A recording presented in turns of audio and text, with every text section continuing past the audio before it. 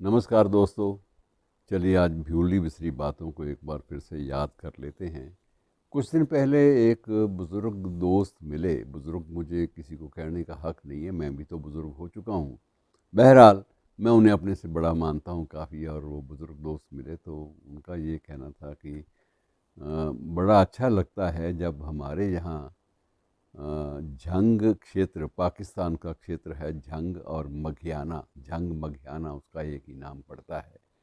तो झंग मघियाना का ज़िक्र अब बहुत सारे नए संदर्भों में होने लगा है। तो उस बुज़ुर्ग को उनके किसी दोस्त ने ये बात बताई कि इन दिनों जब झंग मखियाना को, उस क्षेत्र को, उसकी चर्चा करने को जब भी कोई बात सामने आती है तो उस वक्त बड़े गर्व से कहा जाता है कि बहुत सारी चर्चित भारतीयों में, वहाँ के चर्चित भारतीयों में, अब डॉक्टर हरगोविंद खुराना तो थे ही, नोबेल पुरस्कार विजेता। अब ये हरियाणा के मुख्यमंत्री मनोहर लाल खट्टर का नाम भी उसमें लिया जाने लगा है। और इसी प्रकार से पाकिस्तान के एटम बम का निर्माण करने वाले खान का नाम भी उसी सूची में दर्ज है।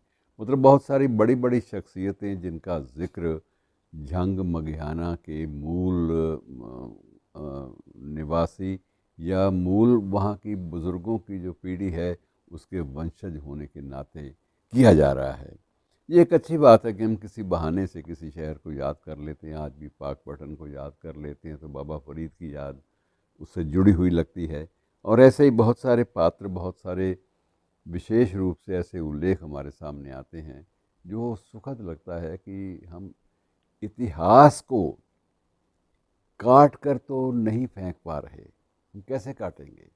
जो चीज़ें हमारे आसपास के इतिहास का एक हिस्सा हैं उन्हें काट कर अलग करना ये हमारे लिए संभव नहीं है।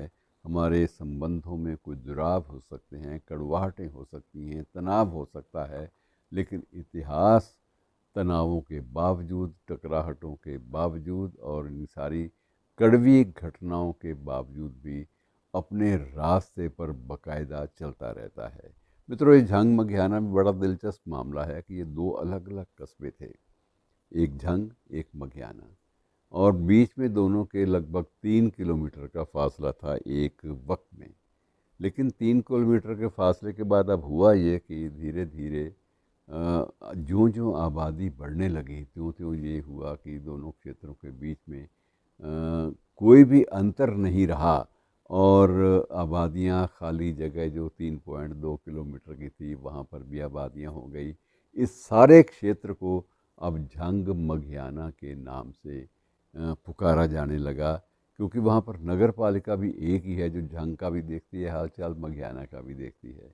और अब तो यह धीरे धीरे वक्त या जो बदला है, अब यह एक ज़िला का मुख्यालय भी बन गया है।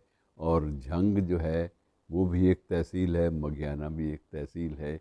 अब ये अलग अलग रूपों में प्रशासनिक इकाइयों के रूप में सामने आने लगा है। लेकिन इन सारी प्रशासनिक इकाइयों में बदलाव के बावजूद जो इतिहास है वो कभी ख़त्म नहीं होता। और चंडीगढ़ में अभी हाल ही में उनका निधन हुआ है, उनको भी इसी बहाने खिराज अकीदत, श्रद्धा उनके प्रति व्यक्त कर रहे हैं डॉक्टर वीरेंद्र मेहंदी रत्ता। वो विशेष रूप से अक्सर जिक्र करते थे कि वो अपने इसी, ये उनका पुश्तैनी क्षेत्र था और स्वयं भी वहीं से वो आए थे, उनका जन्म स्थल भी था। वो कहते हैं कि उस क्षेत्र की कुछ सुगंध ही ऐसी होती है कि उसको भुला पाना, जहन से छिटक पाना संभव ही नहीं होता। सबसे बड़ी बात वो बताते थे कि ये क्षेत्र चनाब नदी के किनारे होने के कारण ये कई बार उजड़ा, बार बार उजड़ा, बार बार फिर बस गया, और उजड़ने के बाद भी निरंतर पुनः बसने का सिलसिला अब तक जारी रहा। अब यह है कि निरंतर रोज़मर्रा की हर साल की जो बाढ़ है, इससे बचाव के लिए कुछ नए बैराज बनाए गए हैं, कुछ नए बांध बनाए गए हैं, ताकि वो जो बार बार जो आबादियों को खा लेने वाली प्रवृत्ति है बाढ़ की, उससे मुक्ति मिल सके। और ये एक सुखद बात है कि वो क्षेत्र जिसका संबंध हीर वारिस शाह से भी है, वारिस शाह को वहाँ पर एक फ़कीर की तरह से माना जाता है, सूफ़ी दार्शनिक की तरह से। और उसकी मज़ार पर अभी लोग मन्नतें मांगने आते हैं और वहाँ पर अपना लाल धागा बांध जाते हैं, और जब मन्नत पूरी होती है तो उस लाल धागे को खोलने के लिए भी आते हैं। तो मित्रों, ये छोटे छोटे दिलचस्प चीज़ें हैं, दिलचस्प कहानियाँ हैं, गाथाएँ हैं, जो हमें आस पास की ज़िंदगी से रूबरू रखे हुए हैं। शुक्रिया।